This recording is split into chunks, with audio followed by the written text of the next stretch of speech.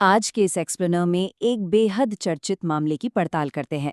हाल ही में वाराणसी की एसडीएम ज्योति मौर्य और उनके पति आलोक मौर्य का नाम अचानक से फिर से हर जगह छा गया है। याद है ना, एक समय था जब हर तरफ बस इन्हीं की चर्चा थी। खैर, अब एक बार फिर से ये नाम मुख्यधारा की खबरों में है। तो आइए समझते हैं कि आखिर इस बार इस नई चर्चा की असली वजह क्या है। और जो सबसे बड़ा सवाल आजकल सोशल मीडिया पर गूंज रहा है, वो ये है, क्या आलोक मौर्य ने सच में यूपीएससी जैसी कठिन परीक्षा पास कर ली है? मतलब ये एक ऐसा सवाल है जो व्हाट्सएप से लेकर फेसबुक तक आग की तरह फैल रहा है। हर कोई बस यही जानना चाहता है कि क्या ये सच है या फिर बस एक और कोरी अफवाह। तो सबसे पहले बात करते हैं इस वायरल यूपीएससी अफवाह की। अब देखिए, इंटरनेट पर धड़ल्ले से क्या दावे किए जा रहे हैं। पहला दावा तो सीधा सीधा यही है कि आलोक मौर्य ने यूपीएससी की परीक्षा पास कर ली है। लेकिन रुकिए, कहानी यहीं खत्म नहीं होती।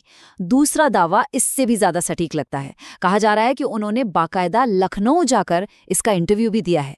अब यहीं पर ध्यान देने वाली बात है, इस तरह की जो एकदम बारीक और मनगढ़ंत डिटेल्स होते हैं ना, जैसे कि इंटरव्यू के लिए लखनऊ शहर का नाम जोड़ देना, ये सब जानबूझकर किए जाते हैं। क्यों?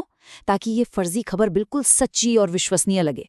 जब किसी कहानी में ऐसे सटीक स्थान या समय जुड़ जाते हैं तो लोग बहुत आसानी से उस पर भरोसा कर लेते हैं। लेकिन क्या ये दावे सच है? आइए इन दावों की सच्चाई और फैक्ट चेक पर नजर डालते हैं।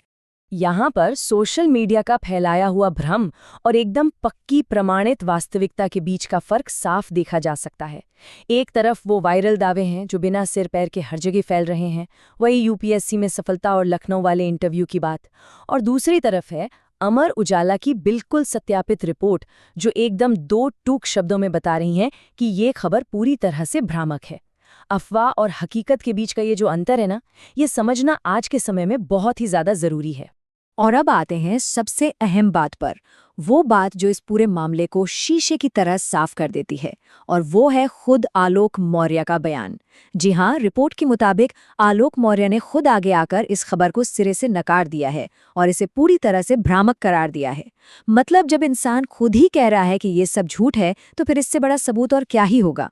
ऑनलाइन फैलने वाली अफवाहों की असलियत सामने लाने के लिए ये एक बहुत ही बेहतरीन उदाहरण है कि कैसे बिना किसी आधार के बातें रातों रात इतनी बड़ी खबर बन जाती हैं। तो इस पूरी पड़ताल से सबसे बड़ा सबक क्या मिलता है? यही कि ऑनलाइन दिखने वाली हर चीज पर आंख मूंदकर भरोसा ना करें।